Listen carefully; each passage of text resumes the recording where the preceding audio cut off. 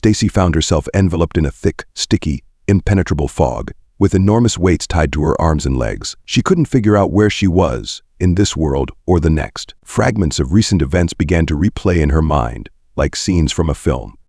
The last thing she remembered was a huge vehicle speeding towards her. She desperately slammed the brakes, but the pedal went all the way to the floor, and the speed did not decrease. Then came the turn into the ditch, a terrible impact with the ground and darkness. Stacy seemed to be observing herself from the outside. Her arms and legs were completely immobile. Her body felt like it belonged to someone else. Her eyelids refused to lift, no matter how hard she tried. Suddenly, through the headache, she heard footsteps and the creak of a door. Someone had entered. A conversation began from the voice the girl immediately recognized and understood to be her husband, Alex, talking to some man. She felt a surge of relief. Thank God, if Alex is here, then I must be alive. Darling, I'm okay, she tried to shout or speak, but no sound came out. After several attempts, she resigned herself and listened to the conversation. Doctor, how is she? I'm so worried. Will my wife wake up soon? It's been 2 weeks already and she's no better. She's stuck between life and death, Alex said anxiously. The doctor replied, Alex, I won't hide it, but the situation is very serious. The chances of your wife waking up and recovering are extremely slim. You understand, severe spinal injuries plus head trauma. Right now, we are artificially supporting her bodily functions to achieve a stable condition for subsequent surgeries. Then Alex cautiously asked, how long might she remain in this state? I understand that without these machines, she would die immediately. What's the point of torturing someone? We need to decide whether to turn off the machines, because in essence, she's already not alive, a vegetable. The doctor was taken aback. What are you saying? We need to believe, to hope. Sometimes miracles happen. I know of cases where patients have come out of comas after a year, even 5, under medical supervision. I've seen it all, believe me. Moreover, she is young, and her body should cope with the illness. Everything can change at any moment, and it's foolish to bury her before her time. How many years? The man asked, astonished. 5, you know, keeping my wife in the hospital is costing me a fortune. What will happen if I stop paying for her treatment? Well, what will happen? Everything will be bleak. Your wife won't receive the necessary medications, only those covered by the insurance policy. I'm afraid she won't have any chances left, the doctor said. The man couldn't hide a smirk. So you'll cover the payment for a couple more days and then switch to free treatment. I won't have any money left. You know these are hard times for everyone, including me, and if you could disconnect her from the machines right now, I would be very grateful. Of course, I'll pay you generously for such efforts. Will 100,000 in cash be enough for you?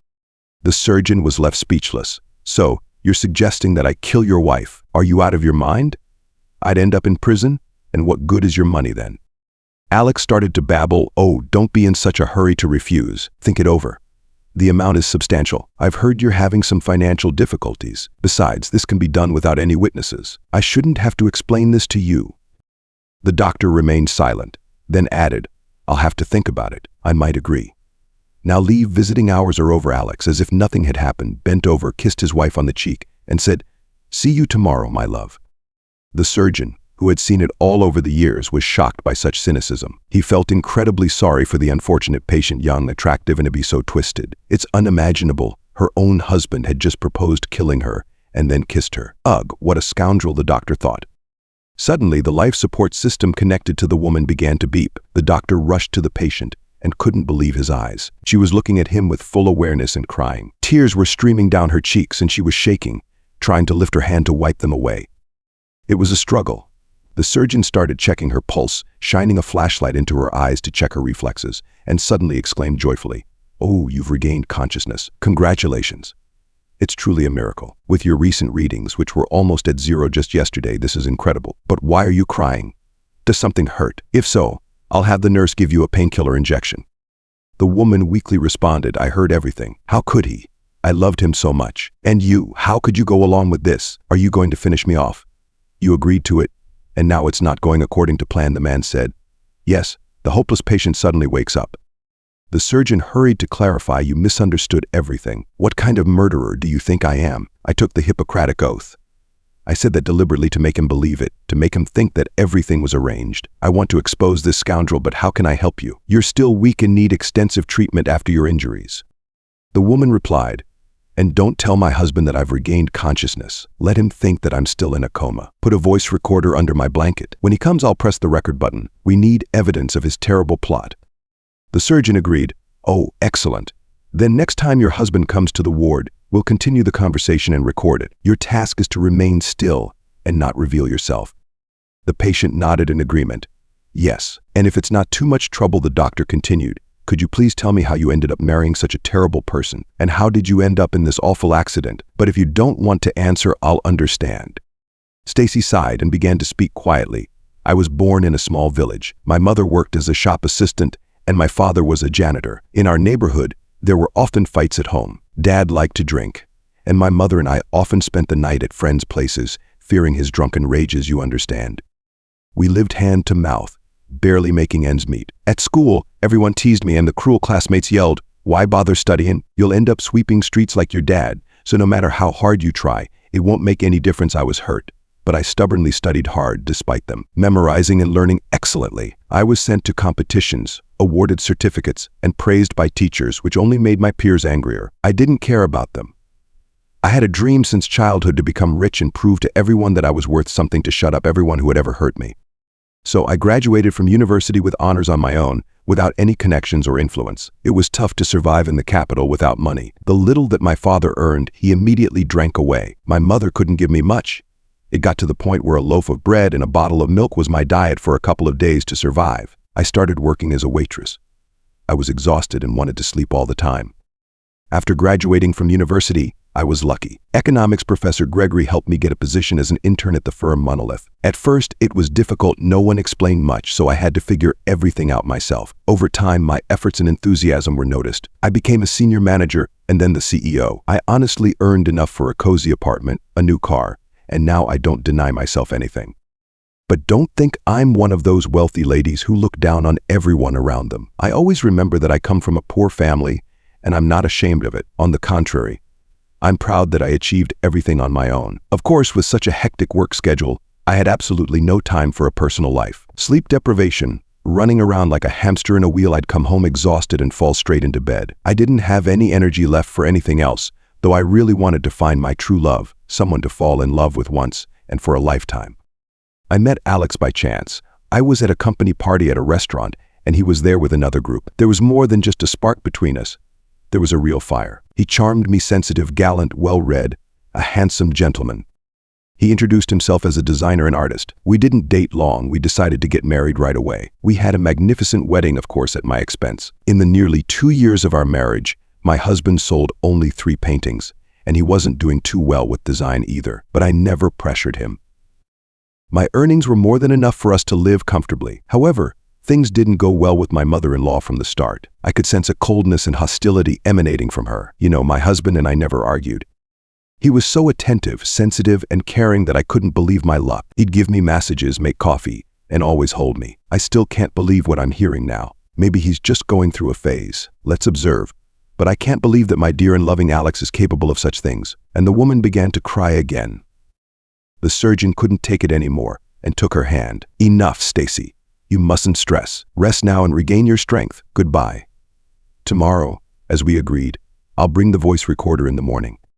Matthew didn't tell anyone that the patient had woken up and continued to make entries in her chart as before. The next day, Alex came to his wife's room. He looked at her gaunt, pale face with closed eyes, sighed, and said, "Hello, dear. You don't look too good." At that moment, his phone rang and he switched to a video call. An unfamiliar woman appeared on the screen. "Hi, darling. So how long were you going to visit your bedridden wife? Isn't it time to make a decision? Everything's under control. I've almost made a deal with the doctor.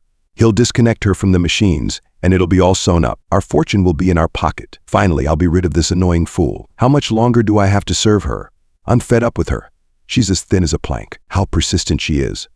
I thought cutting the brakes would make her crash to death, but no, she survived. Everyone says no regrets, but she's not dying." The woman laughed triumphantly. "And I always said a witch. She's a real witch. Tell me, how did a poor girl with a janitor father manage to amass such wealth? So don't drag your feet. Hurry up. I can't wait for us to get the money." Stacy's hair literally stood on end from what she had heard. She wanted to jump up and slap the scoundrel, to ask him, looking him straight in the eyes, why he was doing this to her and what harm she had ever done to him. But that voice, the woman's voice from the phone, seemed devilishly familiar. But who was she? Biting her lip hard until it bled, Stacy remained motionless. When her husband left, she burst into tears, sobbing uncontrollably. She had never felt so bitter and awful. A few minutes later, Matthew entered the room. Seeing the girl in such a state, he immediately rushed to her. "Oh my God, what's wrong?" Did that scoundrel do something to you? I met him at the door. Couldn't even get him to talk. Said he was in a hurry. Stacy didn't answer. She simply handed him the voice recorder. When the surgeon listened to the recording, he felt physically ill. He said in horror, "Stacy, this isn't a joke. Your husband is a murderer. He wants to kill you for the second time. I'm afraid for you and can't ensure your safety in this room. I have a suggestion. My grandmother, Leila A. Healer, lives in a remote village. I can take you there. She'll help you get back on your feet, regain your strength, and recover. Meanwhile, I'll go to the police and file a report against that scoundrel. Believe me, you're in danger. It would be so easy for him to sneak into your room and do something irreversible. You're so weak, you wouldn't be able to resist. He must be punished. How can such a scoundrel still be on this earth?" Stacy sniffled and grabbed the doctor's hands. "Matthew, why are you helping me? I'm a complete stranger to you. You're risking your own safety as well." After hearing that, I don't even know who I've been living with these 2 years and what to expect from Alex. I think I didn't know him at all. The doctor gently patted her frail shoulder. "Stacy, I just want to help you as a human being, but I won't deny it. I like you. That doesn't obligate you in any way. I'm just stating a fact." Stacy's heart began to beat faster, and the desire for life returned to her worn-out face. She wanted to climb out of this illness by any means necessary and show that scoundrel Alex his place. Matthew's words were very comforting to her. Matthew instructed the nurses to keep an eye on the patient and went to the police station, which was 2 blocks away from the hospital. At the entrance, he encountered a man in a police uniform. "My goodness, Matthew, what brings you here? Something wrong." "Unfortunately, people only come here for unpleasant reasons." The doctor looked at the man closely but couldn't recognize him. "Sorry, but I don't remember you. No wonder. So much time has passed. 5 years ago, you saved my son, literally pulled him back from the brink. The little one choked on a toy. He wasn't breathing. Do you remember?" "Oh, of course I remember. A little yellow plastic wheel, right? And your son's name is quite rare, Adam." "Yes, that's right, Matthew." "So what's going on?" asked the police officer. "Let's go to my office and talk." In the investigator's office, Matthew explained everything and played the recording of the conversation with the mysterious woman. The investigator took the information seriously. "It's clear, Matthew. There are only 2 options: round-the-clock security or hiding Stacy during the operational activities. Obviously, the second option is better. I'll arrange surveillance on this Alex. We need to trace the woman. There's an obvious conspiracy. The charges will be heavier for both of them, and keep recording his conversations. We'll gather evidence that no lawyer will be able to refute. Do you have any ideas?" A few days later, when Alex entered his wife's hospital room as usual, he was stunned. There was no one there. A thought flashed. Has it really happened? Did she die on her own? The man rushed to find the doctor and burst into the ward without knocking, shouting in fainted outrage, "Matthew, my wife is missing. Where is she? Why is the room empty? Where did she go?" Matthew shrugged. "I don't understand either. Yesterday she started coming around, moved a bit, and today when I came on shift, she was gone. She must have escaped. I've alerted all the medical staff, and no one saw anything." "Can you believe it?" Alex nearly shouted. "And what now? Where should we look for her? Where could she have gone?" The doctor hurried to calm the man down. "Why look for her? You seem to want a different outcome. Without proper treatment, your wife had a week left to live, at most maybe even less. So your question has resolved itself, and my help wasn't even needed." "Wait, but we had an agreement. You were supposed to discreetly disconnect Stacy from all those machines, and in return, I was going to give you a substantial sum. And now that things have turned out this way, you get nothing, no money." Alex was beside himself. With these words, they parted ways, and the doctor's recorder had captured the entire conversation. In reality, Stacy hadn't escaped. Matthew had asked an acquaintance to take the patient to a village, having warned his grandmother in advance. She understood everything without needing further explanation and promised to help the woman get back on her feet.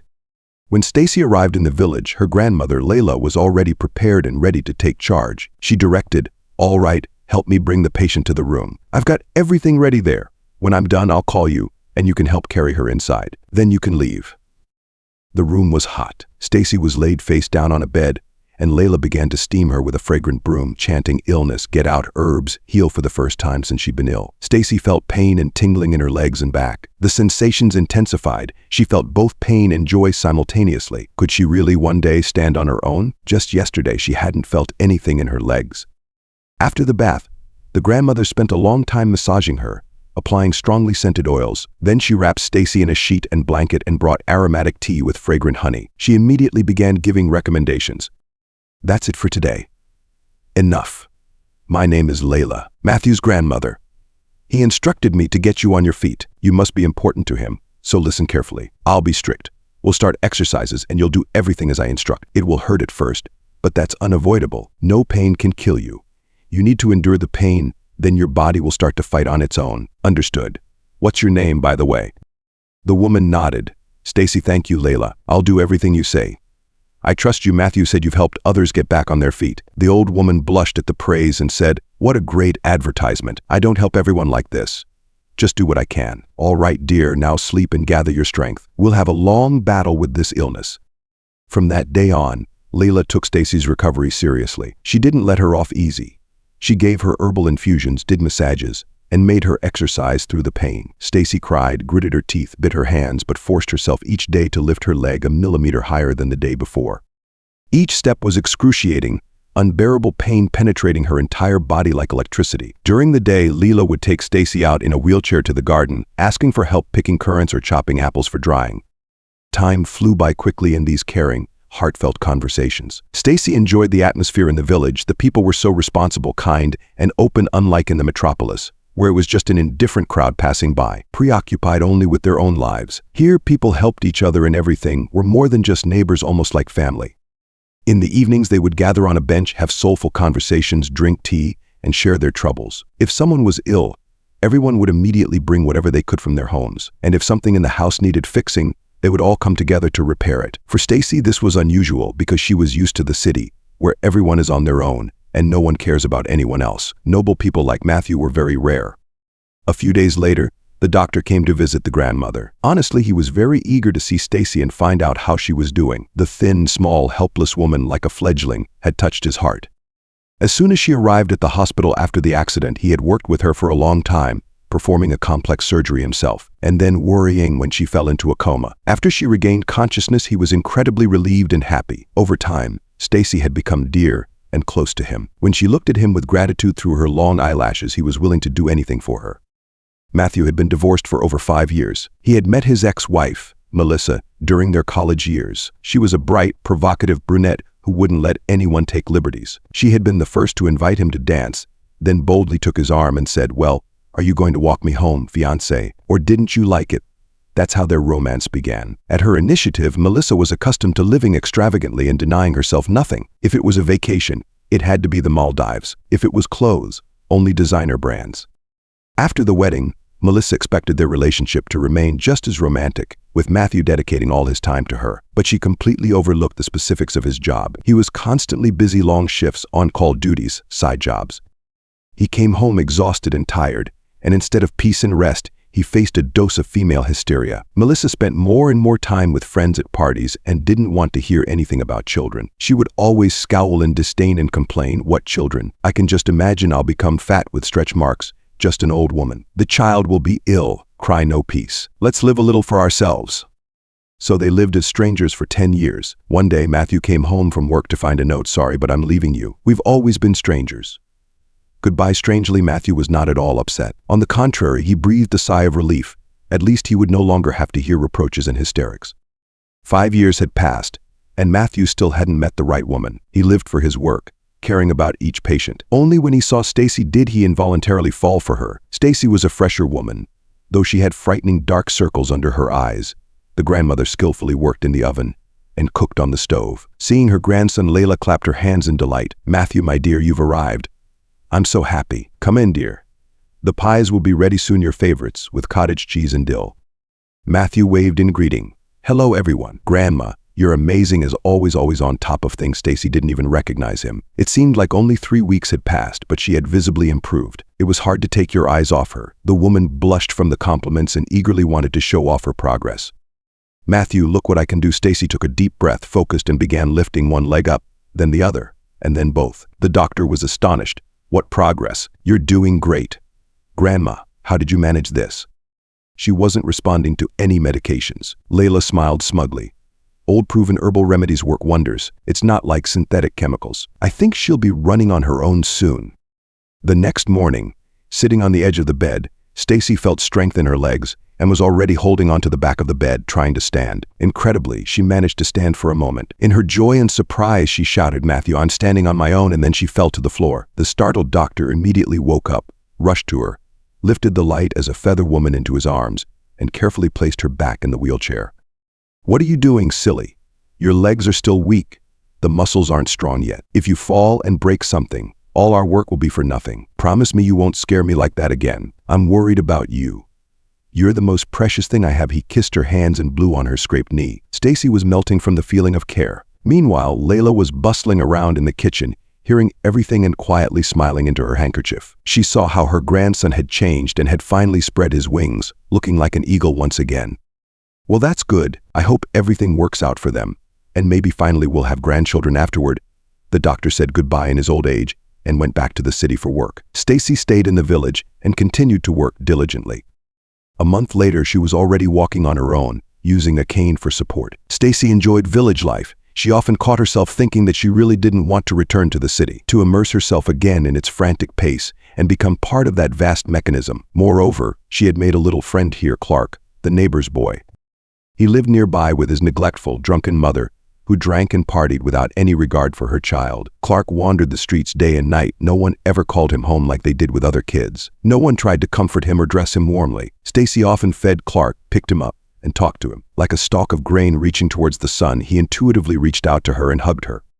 Stacy felt pity for the boy. An overwhelming, unknown emotion consumed her.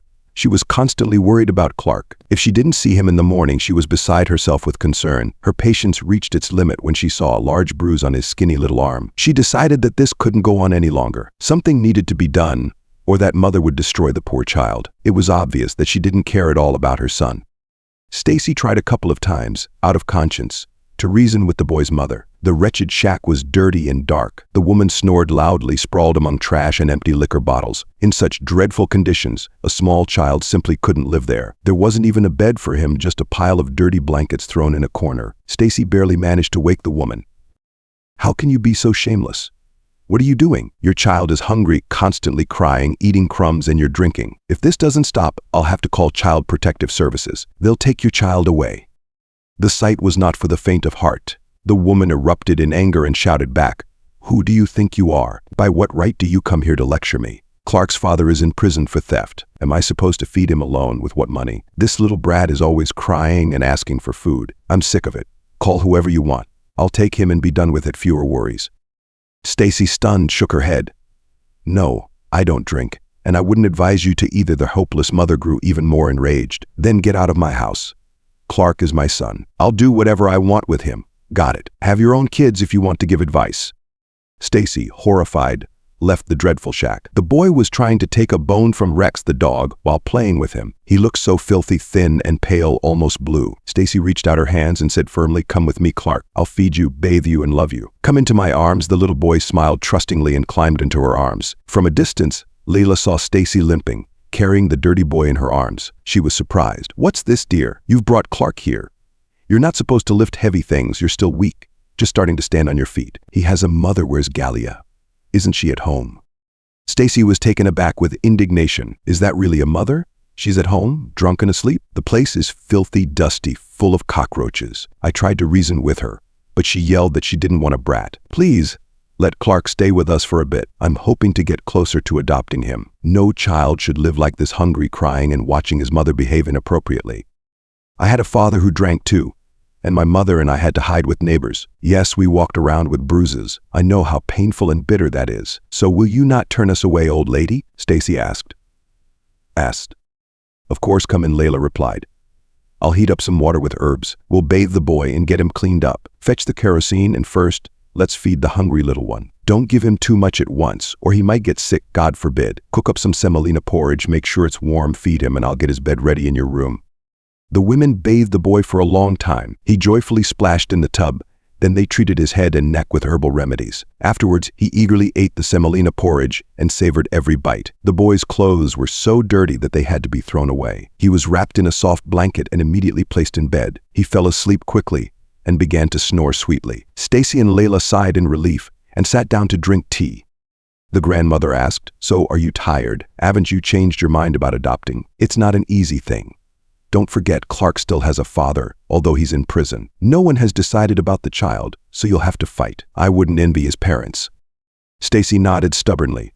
"I will fight. I've become attached to Clark.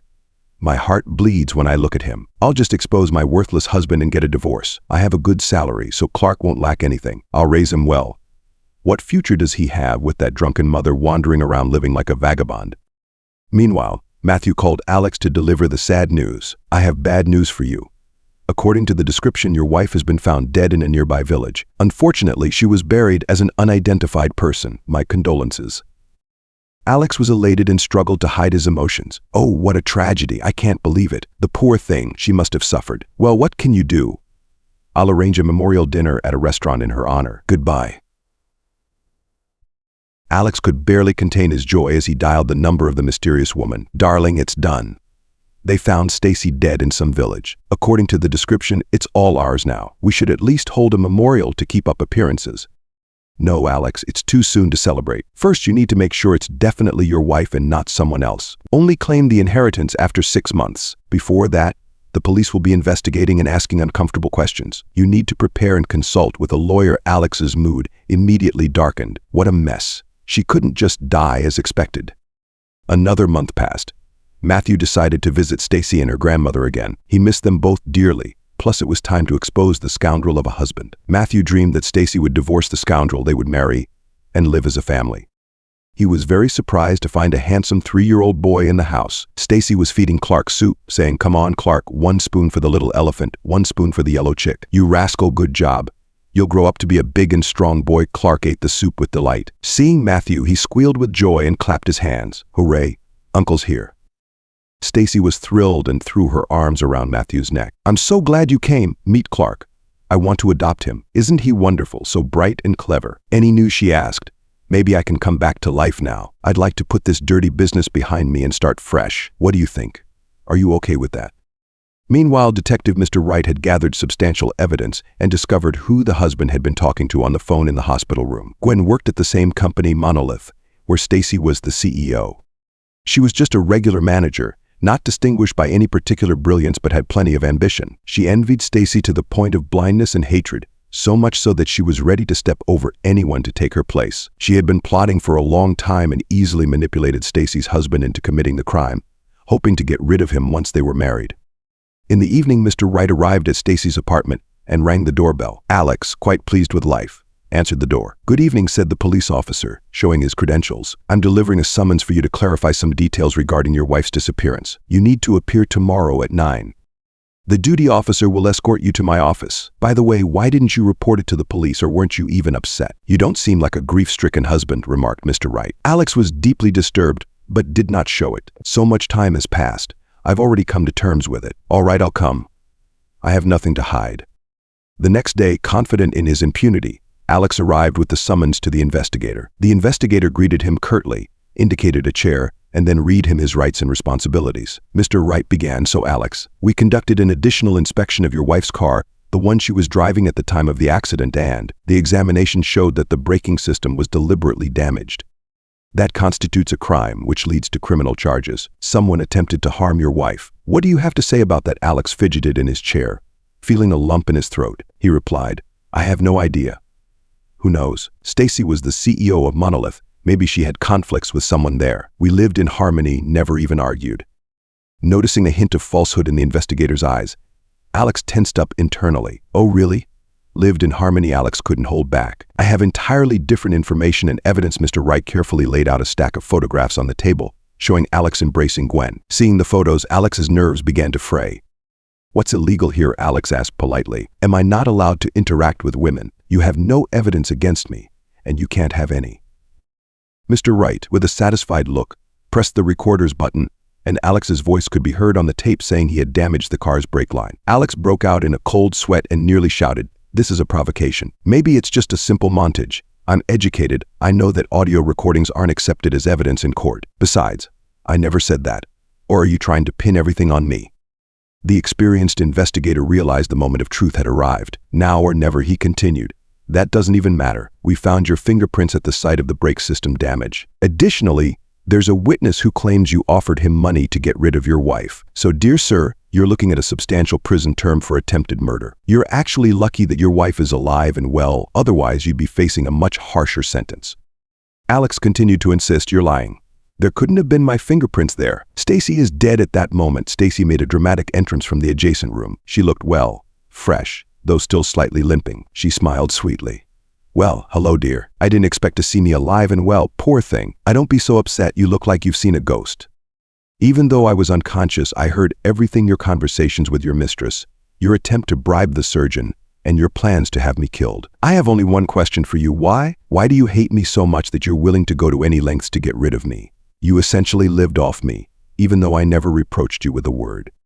Alex turned red and was contorted with rage. What did you expect? You grew up poor, and suddenly money fell into your lap. Why is it all for you and nothing for me? If you must know, I never loved you for a second. You've been unbearable for a long time. If it weren't for that cowardly little doctor who backed out, everything would have worked out. How did you turn out to be so resilient? At that moment, Matthew walked in.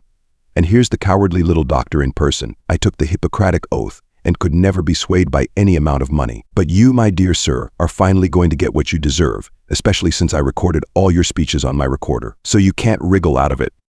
Alex's face expressed 1,000 emotions at once: anger, malice, hatred, surprise, and disappointment. He cursed the world and thought about how to survive in this situation. How could this happen? And this bastard, he's in on it too. Don't worry, she promised him more money since he's singing her tune. How long will I get? I can't survive in there. I can't go to prison. I'll die in jail. Stacy, help me. Why are you silent? Stacy asked CNA. Alex started pleading. I'll tell everything. I'll cooperate with the investigation. It's Gwen's fault. She incited me to kill my wife and split the inheritance. I didn't want to let her take the fall. She came with everything and made me do it. Give me a chance to make things right. I'm hoping for a suspended sentence for assisting the investigation. Stacy looked at the pitiful scene with disgust, watching how her once beloved husband cried and smeared tears across his face, trying to wriggle out of the situation and save his own skin. The woman was horrified. How could I have loved such a monster? Emotionally devastated, she immediately shifted her gaze to Matthew. He smiled encouragingly at her. Alex didn't leave the police station. He was taken away in handcuffs to a cell. Gwen was picked up directly from work and brought to the police station. She quickly started blaming Alex for everything, but it turned out that the investigation revealed she was the mastermind behind the horrific plan. Matthew asked in surprise, did they really find his fingerprints when examining the car? Why wasn't a criminal case opened immediately? I don't understand. The investigator laughed. We didn't find anything. Moreover, he damaged the hose so skillfully that he could have easily slipped away. I know how to bluff and see through people. I realized he was lying and was very scared. That's what made him crack. The scoundrel immediately fell apart and confessed to everything. That's it, citizens, the investigator said. You're free to go. We'll call you to court for your testimony. Now, dear Stacy, you have nothing to fear. You can return to your usual life in peace. Stacy thanked the investigator. Thank you so much for believing in me. You can't imagine what I went through when I heard that my husband was plotting my murder. I probably recovered from the shock and horror so quickly because of that. I had the car checked at the service station the day before the accident. Everything was in good condition. I can't believe the nightmare is over. Goodbye, and thank you very much. After leaving the station, Matthew asked, so what's next? What are your plans? Stacy sat on a bench and took a deep breath of fresh air. Well, first I'll check in at work to see how things are going without me. I'll probably resign and sell all my property. I want to stay in the countryside, adopt Clark, buy a house, and maybe start my own business. I want to begin a new life from scratch. I'm suffocating here in the city. I just can't take it. My soul longs for the open spaces. And also, if we're being candid, I want you to be a part of my family too. How do you feel about that? Matthew was stunned. Wow, what a turn of events. You're the director of a thriving company, and you want to go to the countryside. Incredible. I also always loved our village. I grew up there with my grandmother, and you're right, we could open a private surgical practice. Since there are no doctors around here, people would come instead of traveling several hours to the city. But it's not a simple matter. You need to get a license and navigate the bureaucracy to pull it off. And would you manage it? You're good at organizing. As for Clark, it's not straightforward either. We need to contact the same investigator, Mr. Wright. Seems like a competent guy. Maybe he can request information about the boy's father so we'll know how to proceed. And most importantly, I want you to know that from the very first moment when you were brought in so helpless, you settled in my heart forever. So divorce that scoundrel of yours and marry me. I can't promise you mountains of gold. I'm a bore, a stickler for details, and I snore a bit. But I will do everything I can for you and Clark. For the first time in years, I have a purpose in life.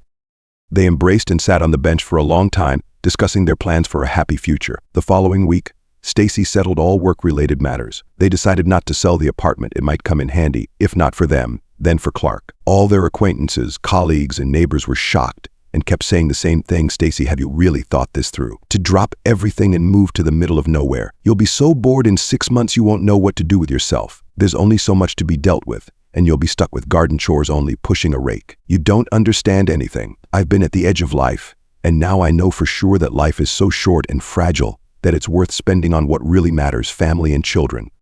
I need to make sure to be happy. The people in the village are kind, and the nature and air are clean. My soul sings. I have my son Clark there, and people live there, so I won't disappear. And I'm no stranger to hardship. Matthew was also criticized at work. The head of the department shouted and tore up his resignation letter for the second time. What nonsense, Matthew. I'm not letting you go anywhere. Who will perform the surgeries? We already don't have enough competent surgeons. You're a talent, and you will be wasted in that godforsaken place. Decided to get married. Wonderful. But leaving. Why?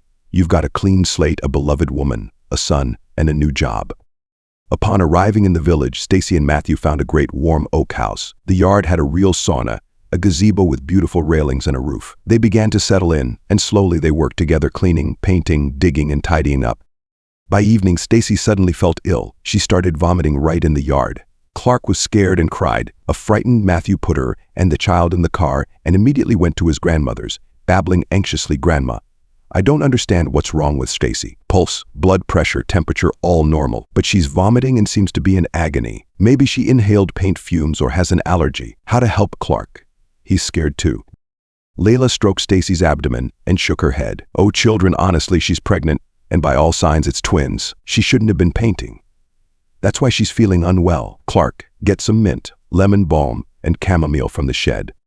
We'll treat your mom." The little boy ran to the shed with determination and indeed brought what was needed. It was no wonder, as he had spent time with his grandmother while Stacy was dealing with things in the capital. He had learned a lot from the wise old lady. Meanwhile, Matthew stood there stunned, with his mouth open. He couldn't believe what he had just heard. Pregnant with twins. Wow, what a turn of events. I've spent half my life alone without children, dreaming of a family, and now I'm going to be a father of 3. No one would believe it if I told them. Layla placed a cool vinegar compress on Stacy's forehead, gave her an herbal infusion to drink, and scolded her. "Why would you decide to risk your health for my grandchildren? If you're pregnant, take care. Don't lift anything heavy and think about the babies." "What are you talking about?" Stacy widened her eyes. "What grandchildren?" "There are no children besides Clark," the healer laughed. "I've been a midwife for half my life, and I know for sure you're having twins. So get ready, we'll be delivering in 8 months. Stacy was in shock. She listened to her body, realized she had indeed been feeling a bit nauseous lately, and sat down next to Layla on the edge of the sofa, quietly holding her hand. "Did your grandmother also tell you about the twins?" "Oh my God, I'm in shock. But I'm not scared. Don't worry, I'm very happy to become a father of many soon, and we'll raise Clark together. Don't worry, he's not a stranger to us. I'm used to him and love him with all my heart."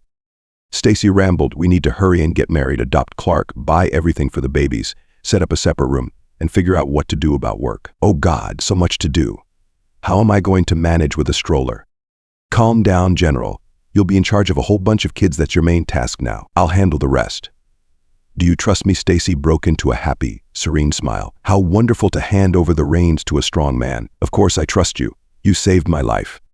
Well, be aware you chose this, so I'll be taking long walks with Clark, eating cabbage, becoming fat and lazy. Let's see how you handle it. I'll love you no matter what, fat or thin, as long as you and the kids are nearby." Stacy felt warmth and comfort in her soul from these words, sensing that Matthew was speaking the truth. Alex and Gwen received significant prison sentences for the attempted murder of her ex-husband. It was a tough time for Alex. He contracted a serious illness. When he was released, he was unrecognizable, an old, toothless, wrinkled man with tattoos and a terrible cough. Although he was only 35, he began drinking heavily and cursed himself daily for his actions. 6 months later, after another heavy binge, he passed away. Gwen served her full sentence and moved to another city. Rumor had it that she lived alone in a communal apartment and worked as a janitor. Clark was adopted. After 6 months, it turned out that his father had died in prison a long time ago, and his mother never cared about where her son was. She signed consent without looking for a bottle of alcohol. Layla assisted Stacy during the pregnancy. One of the babies turned around in the womb with its feet and didn't want to come out. Stacy could no longer endure the excruciating pain and quietly moaned. Matthew, pale as a ghost, walked back and forth in the yard, praying to God, "Dear God, help. Please let Stacy and the baby survive." Maybe I should have taken her to the hospital. Twins are a serious matter. While he was completely oblivious, Clark was happily playing in the sandbox, making little sand castles and transporting sand with his toy truck. Suddenly from the house there were loud, terrifying screams, then silence followed by the sound of a baby crying. Matthew, unable to remember how he fell, collapsed in the middle of the yard, terrified. Clark dropped everything and ran into the house shouting, "Mom, Grandma's in there. Dad has fallen and isn't breathing." Unscared, Layla, who was busy with the babies, threw up her hands and shouted, "Men are so weak." A renowned surgeon falling like a girl. I'm coming. She grabbed a bucket of water and with a running start poured it over her grandson. The man gasped and quickly regained consciousness. Grandma yelled, "Everything is fine with Stacy and the babies. Everything is all right. Don't add to my troubles. I don't have time for you right now. Take Clark and go to the store. Have a walk." Matthew changed his clothes and went to the store with Clark. He bought treats for the child and picked beautiful wildflower bouquets for Stacy. He shouted down the street, "Hooray! We have twins, a boy and a girl. Clark, can you imagine? You'll have a brother and a sister." When he came home, he quietly peeked inside. Stacy was feeding the babies one by one. Seeing Matthew, she matter-of-factly said, "Here, Daddy, get used to it. We'll have to fight this battle together. I can't manage with 3 alone." Matthew carefully picked up the tiny bundle, as if it were a crystal vase. A pair of gray eyes and puffy lips pursed into a tube looked up at him. He quietly asked, "Stacy, am I holding a son or a daughter? They look so alike." Stacy laughed. "Remember, Daddy, this is Melissa you're holding, and I'm feeding our son." "What should we name him? You decide, Robert," he said. "All right." Clark also cautiously reached for the newborn, tentatively touched the little nose, and authoritatively declared, "Lilia." Everyone laughed. They didn't thank Layla. She was exhausted and dozing in the rocking chair. "You really helped me, Stacy. I thought it wasn't going to work out. I've never had such a difficult delivery." Robert came along fine, thank goodness, but Melissa, she was all over the place, crying, screaming, losing consciousness. As soon as I managed to get Melissa out at that moment, Clark ran over again and yelled, "Dad fell. What a madhouse this family is." Soon the large, happy family moved into their new home. It was quiet, spacious, and smelled of wood and herbs. The baby slept wonderfully on the porch. Clark was allowed to push the enormous stroller around the village with his dad. Whenever someone tried to peek in or cuddle the babies, Clark would warn sternly, "Stop. Melissa and Robert are sleeping. You'll wake them up." Over the next 6 months, Matthew opened his private practice and patients flocked in. However, the income was minimal. After all, what could one expect from pensioners? Matthew didn't start practicing for the money. He wanted to help people. Stacy, meanwhile, was thoroughly enjoying motherhood, with Grandma helping out in every way. Having 3 lively kids at once was no small feat. Robert was the calmest of the bunch, while Melissa seemed to find her way into every nook and cranny of the house. Whenever you turned your back, the little ones would often fight. Clark, as the eldest, would step in to separate them, and peace would be restored. Stacy and Matthew would look at the little snuffling faces, hug each other, and say how wonderful it was to have so many children with little hands and familiar cheeks. This was the essence of life. Stacy often reflected that if it weren't for the scoundrel Alex and his schemes, she would never have met Matthew and would have continued living a lie among deceitful and hypocritical people. So the saying, "Everything that God doesn't give is for the best," turned out to be true, as his plans are always better than our own.